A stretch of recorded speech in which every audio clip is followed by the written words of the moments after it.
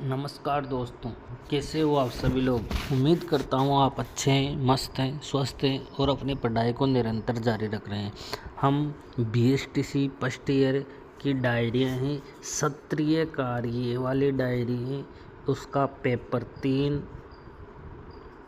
जो भारतीय समाज एवं शिक्षा, इसको भरना सीखेंगे। ये हमारी डायरी है।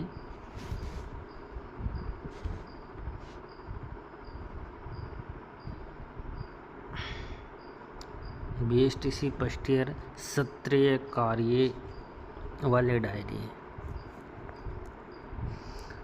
हम पेपर फर्स्ट बच्चे और बचपन ये पढ़ लिया पहले। पेपर सेकंड शिक्षा के उद्देश्य, ज्ञान एवं पाठ्यचर्या, ये भी हमने पढ़ लिया। अब तीसरी डायरी भरेंगे, भारतीय समाज एवं शिक्षा, ये वाली डायरी हम भरेंगे।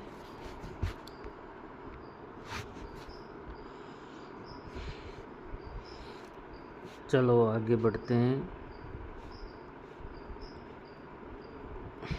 भारतीय समाज एवं शिक्षा, कार्ल मार्क्स के अनुसार सामाजिक स्तरीकरण का सिद्धांत।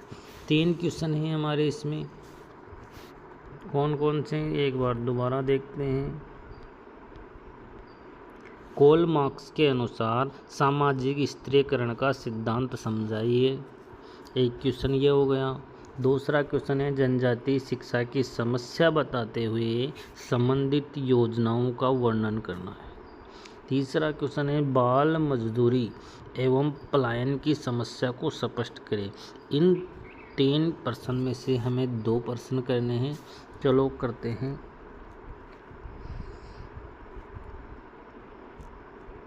तो पहला प्रश्न आ गया हमारा, कार्ल मार्क्स के अनुसार सामाजिक स्तरीकरण का सिद्धांत। अंग्रेजी का सेंट्रिफिकेशन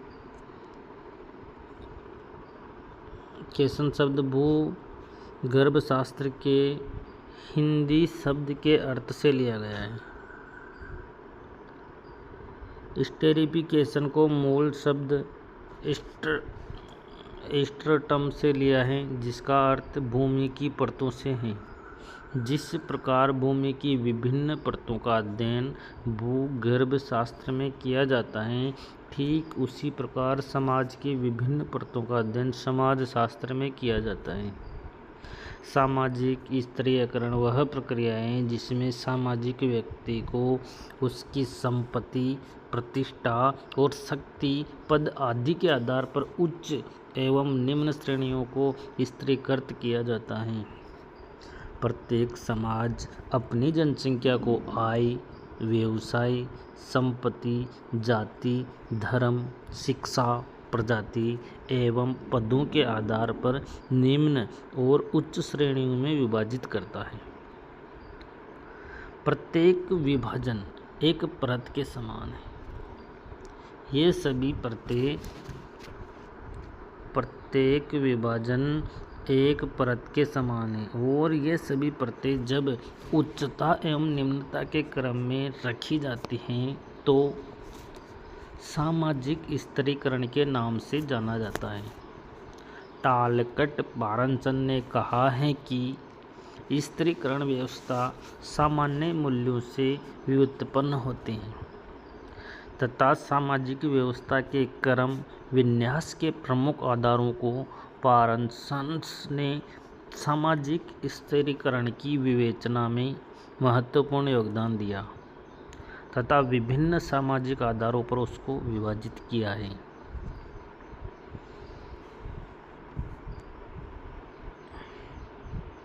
स्तरीकरण उच्चतर एवं निम्नतर सामाजिक इकाइयों में समाज का 37 विभाजन है।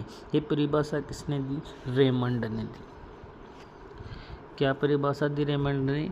स्तरीकरण उच्चतर एवं निम्नतर सामाजिक इकाइयों में समाज का 37 विभाजन है।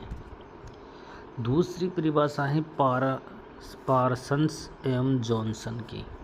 किसी सामाजिक व्यवस्था के लोगों का विभेदक और एक दूसरे की तुलना में श्रेष्ठता एवं निम्न विचार सामाजिक स्तरीकरण है।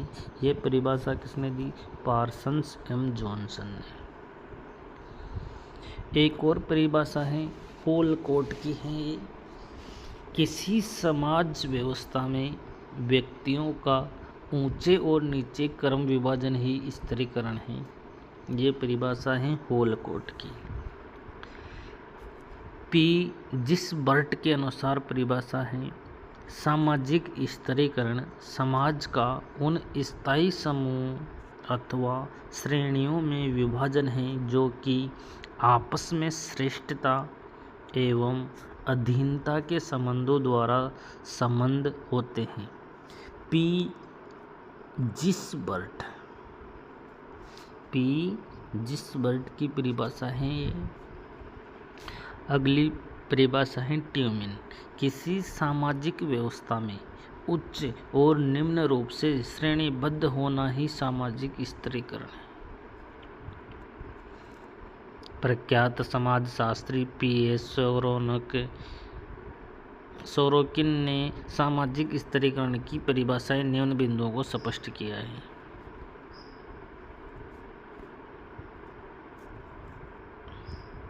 सामाजिक स्तरीकरण जनसमूह से संबंधित है अर्थात यह जनसमूह के बीच में होता है। वर्गों में विभेदीकरण के आधार पर एक आकार बनता है। यह आकार श्रेणी क्रम से बना होता है, अतः यह एक सोपान की तरह दिखाई पड़ता है। सामाजिक स्तरीकरण का आधार समाज के सदस्यों में अधिकारों एवं सुविधाओं, कर्तव्यों एवं उत्तरदायित्वों, सामाजिक मूल्यों और भावों, सामाजिक शक्ति और प्रभावों के असमान वितरण में पाया जाता है। सामाजिक स्तरीकरण उच्च एवं निम्न सामाजिक स्तर के अस्तित्व में अभिव्यक्त होता है। सामाजिक स्तरीकरण की विशेषताएं।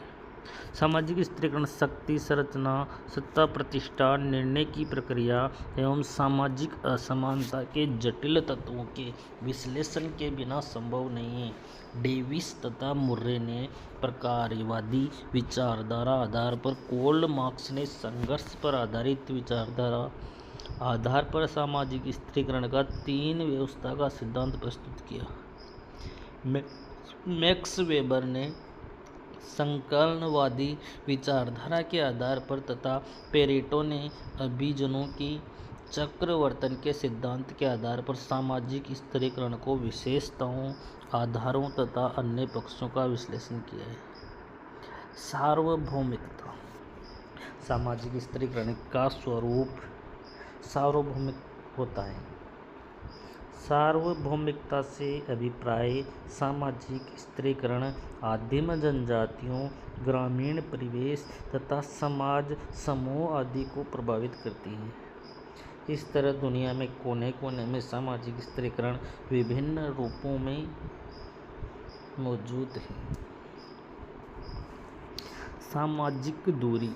सामाजिक स्तरीकरण तथा सामाजिक दूरी एक दूसरे से अंतर संबंधित अवधारणा है। सामाजिक स्तरीकरण के कारण ही सामाजिक दूरी की स्थिति उत्पन्न होती है। प्रोफेसर आंद्रे बेतेई ने जाति, वर्ग तथा शक्ति संरचना के अपने अध्ययन में स्पष्ट किया कि खान पान, वैवाहिक संबंध तथा निवास स्थल के आधार पर भारतीय ग्रामीण परिवेश में जाति व्यवस्था के कारण सामाजिक असमानता एवं दूरी की स्थिति उत्पन्न होती है। विभिन्न स्तरों में विभाजन। सामाजिक स्तरीकरण विभिन्न स्तरों पर विभाजन के स्वरूपों को स्पष्ट करता है। उदाहरण के लिए एक उद्योग में मुख्य कार्यधिकारी, प्रबंधक, कर्मचारी, सहायक इत्यादि स्तरों को विभाजन होता है। सामाजिक प्रतिष्ठा। सामाजिक स्तरीकरण का संबंध सामाजिक प्रतिष्ठा से विशेष रूप से जुड़ा हुआ है। परिस्थिति, पारिश्रमिक, पारितोषिक, सत्ता एवं कार्य संस्कृति के आधार पर सामाजिक प्रतिष्ठा का निर्माण होता है। अगला पॉइंट गतिशीलता।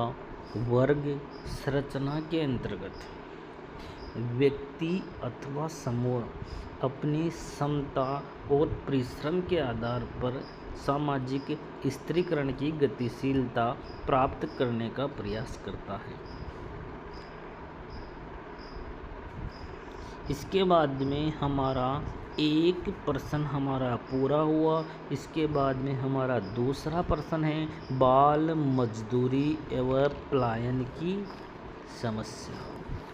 कौन सा प्रश्न है? बाल मजदूरी व पलायन की समस्या। बाल मजदूरी अधिनियम 1986 के अनुसार 14 वर्ष से कम आयु के किसी बच्चे को किसी कारखाने या खान के कार्य में लगाया जाना अथवा अन्य किसी जोखिमपूर्ण रोजगार में नियुक्त किया जाना बाल श्रम के अंतर्गत आता है। बाल श्रमिकों की समस्याएं क्या हैं? बाल श्रमिक सामान्य रूप से शारीरिक, शैक्षणिक तथा बौद्धिक दृष्टिकोण से प्रभावित होते हैं। जब बच्चे किसी भी प्रारंभिक आयु से ही खतरनाक कामों में लग जाते हैं तो वास्तविक अर्थों में शिक्षा प्राप्त करना अथवा काम वाली मेगा की विकास करने के अवसर उसके लिए सिकुड़ से जाते हैं। वे बुरी तरह अपंग हो जाते हैं, वे अच्छे रोजगार प्राप्त करने में वंचित रह जाते हैं, वे अधिक वेतन और अधिक दक्षता प्राप्त नहीं कर पाते हैं। इस प्रकार सामाजिक प्रगति की किसी भी आशा का गला घोट दिया जाता है। इसके बाद में आ गया खराब कामकाजी स्थितियाँ। नियोजक का मकसद अधिक लाभ अर्जित करने की लालसा में बाल श्रमिकों को प्राथमिकता देता है। उसे बच्चों की कामकाजी स्थितियों को सुधारने में कोई दिलचस्पी नहीं है। दुर्घटना का खतरा। बाल श्रमिक लंबे समय तक लगातार एक जैसा काम करते हैं, उन्हें बहुत कम समय मिलता है, इसलिए वे अधिक संख्या में दुर्घटना के शिकार होते हैं। रसायन एवं भारी मशीनरी। ये मशीनें वयस्क श्रमिकों के काम करने के लिए होती हैं, बच्चों के लिए नहीं होती। बच्चे के लिए बोझा उठाने की क्षमता निर्धारित नहीं की गई। प्रगति और पोषण दर्जा इनसे प्रभावित होता है। घोर दरिद्रता और उसके साथ अर्ध पोषण एक जैसा विषैला कुचक्र बन जाता है जिससे वे पीड़ित ही रहते हैं। कम आयु में काम करने से बच्चे की शारीरिक व मानसिक विकास पर प्रभाव पड़ता है। वे कुपोषण के जाल में फंस जाते हैं। साथ ही कम मजदूरी मिलने पर भी बच्चे अधिक समय तक काम करने पर मजबूर होते हैं, क्योंकि अधिकतर काम फिक्स रेट पर किया होता है। मनोवैज्ञानिक सामाजिक समस्या। बच्चे भावुक होते हैं। ऐसे समय में जब उनका मन कल्पना की उड़ानें भरने को मचल रहा हो, उन्हें कठोर नियंत्रण और शोषण का सामना करना पड़ता है। बचपन में सामाजिक जीवन, मन बहलाव की सुविधाएं का अभाव, भावात्मक तथा सामाजिक बोध का विकास बहुत कम होता है। बचपन समाप्त होते ही नौकरी से निकाल बाहर करने की संभावनाएं विद्यमान रहती हैं। दुर्भाग्यवश स्वास्थ्य तथा मजदूरी से संबंधित विद्यमान रहती हैं।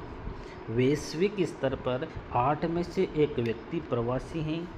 इसमें अनुमानित 214 मिलियन अंतर्राष्ट्रीय प्रवासी और अनुमानित 740 मिलियन आंतरिक प्रवासी शामिल हैं। युवाओं की हिस्सेदारी बढ़ी है। सभी विकासशील देशों से आने वाले प्रवासी प्रवाह का लगभग 1/3 हिस्सा 12 से 24 वर्ष की आयु सीमा में है।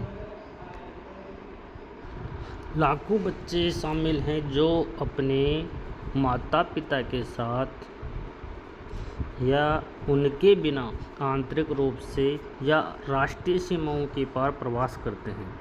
आने वाले वर्षों में युवा लोगों ने इस विशाल पलायन का अनुसरण करने तथा जनसंख्या गतिशीलता में और अधिक परिवर्तन होने की संभावना है, जो सांख्यिकीय कारकों, आर्थिक असमानता, हिंसक संघर्ष, राज्य की विफलता, प्राकृतिक आपदाओं तथा संसाधन और पर्यावरणीय दबावों, विशेष रूप से जलवायु परिवर्तन का कारण होगा। पलायन के संदर्भ में जनगणना के प्रमुख बिंदु 2011 की जनगणना के अनुसार उत्तर प्रदेश और बिहार से लगभग 20.9 मिलियन लोग पलायन कर अन्य राज्यों में चले गए हैं। 20.9 मिलियन का यह आंकड़ा देश में होने वाले कुछ अंतर राज्यीय पलायन का 37% है। इसी अवधि में यह भी पाया गया है कि देश के 2 बड़े महानगरों दिल्ली और मुंबई की ओर पलायन करने वालों की कुल संख्या 9.9 मिलियन थी, जो कि आबादी का लगभग 1/3 हिस्सा था। आंकड़ों के अनुसार देश के हिंदी पट्टी, हिंदी बेल्ट पलायन का प्रमुख केंद्र है। लोग पलायन क्यों करते हैं? ग्रामीण इलाकों का कृषि आधार वहां रहने वाले सभी लोगों को रोजगार प्रदान नहीं करता है। क्षेत्रीय विकास में असमानता लोगों को ग्रामीण से शहरी क्षेत्रों में स्थानांतरित होने के लिए विवश करती है। शैक्षणिक सुविधाओं की कमी के कारण भी ग्रामीण लोग शहरी क्षेत्रों की ओर पलायन करते हैं। राजनीतिक अस्थिरता और अंतर्जातीय संघर्षों के कारण भी लोग अपने घरों से दूर चले जाते हैं। राजनीतिक अस्थिरता और अंतर्जातीय संघर्षों के कारण भी लोग अपने घरों से दूर चले जाते हैं। गरीबी और रोजगार के अवसरों की कमी लोगों को एक स्थान से दूसरे स्थान पर जाने के लिए प्रेरित करती है। बेहतर स्वास्थ्य और वित्तीय सेवाओं का लाभ उठाने के लिए लोग बेहतर चिकित्सा सुविधाओं को तलाश में अल्पावधि के आधार पर पलायन करते हैं।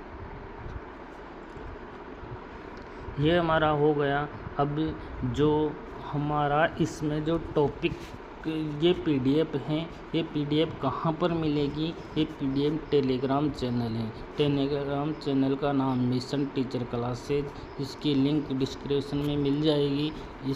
इस पीडीएफ के जो पासवर्ड है वो पासवर्ड आपको कहाँ पर मिलेंगे? इसी वीडियो के अंदर हमारे यहाँ पर ये हिंदी पट्टी का नाम हिंदी बेल्ट यही हमारा पासवर्ड है।